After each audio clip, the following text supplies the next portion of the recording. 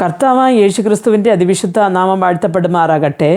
മീഖ പ്രവാചകൻ്റെ പുസ്തകം 5-ാമത്തെ അധ്യായം 2-ാമത്തെ വാക്യത്തിൽ, നീയോ ബെത്ലഹേം എഫ്രാത്തെ, നീ യഹൂദ ദാസഗൃഹങ്ങളിൽ ചെറുതായിരുന്നാലും ഇസ്രയേലിന് അധിപനായിരിക്കേണ്ടുന്നവൻ എനിക്ക് നിന്നിൽ നിന്ന് ഉത്ഭവിച്ചു വരും.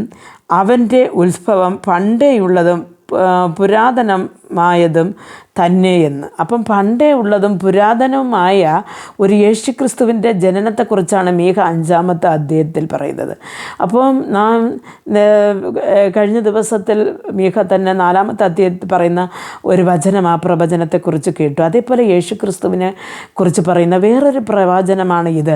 അങ്ങനെ ആ ഒരു ചെറുതായാലും ഇസ്രായേൽ ഗൃഹത്തെ ആളേണ്ടവൻ നിന്നിൽ നിന്ന് പുറപ്പെട്ടു വരും എന്ന്. അപ്പോൾ നമ്മൾ ആ ഒരു വംശാവലി നോക്കുമ്പോൾ യാക്കോബിൻ്റെ ആ ഒരു വംശാവലിയിൽ തന്നെയാണ് യേശുക്രിസ്തു ജനിച്ചു വന്നത്. പ്രിയ ദൈവമക്കളെ, ആ ഒരു യേശു നമുക്ക് വേണ്ടി ഇന്നും എന്ന് പറഞ്ഞാൽ കാലങ്ങൾക്ക് മുമ്പേ യേശുവിനെ ഈ ലോകത്ത് അയക്കണമെന്ന് കർത്താവ് തീരുമാനിച്ചു കഴിഞ്ഞു. വചന മാംസമായിട്ട് ഈ ഭൂമിയിൽ വരികയും ചെയ്തു. അപ്പോൾ ആ ഒരു പ്രവചന നിറവേറുതൽ നടന്ന ആ ഒരു ദൈവത്തെ നാം ഒരിക്കലും വിട്ടുകളയാൻ നമ്മുടെ ജീവിതത്തിൽ സ്വന്തം രക്ഷകരായി ഏറ്റുകൊള്ളുമ്പോൾ കർത്താവിൻ്റെ രാജ്യത്തിൽ നമുക്ക് പോകുവാൻ സാധിക്കും. പ്രാർത്ഥിക്കാം. ഞങ്ങൾ അതിവാത്സല്യമായി സ്നേഹിച്ച് വഴി നടത്തുന്ന കർത്താവെ, വീണ്ടും ഒരു വചനത്തിൽ കൂടെ കർത്താവെ, അങ്ങ് ജനിക്കുന്നതിൻ്റെയും കർത്താവെ നൂറ്റാണ്ടുകൾക്ക് മുമ്പ് കർത്താവെ ആ ഒരു പ്രവചനം ഈ ലോകത്ത് വന്നു എന്ന് ഞങ്ങൾ അറിയുന്നു.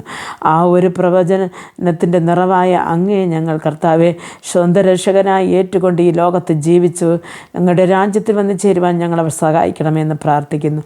യേശുക്രിസ്തുവിൻ്റെ നാമത്തിൽ പ്രാർത്ഥിക്കുന്നു. പ്രാർത്ഥന കൃപയോട് കേട്ട് മറുപടി നൽകി തരണം നല്ല പിതാവേ. ആമേൻ.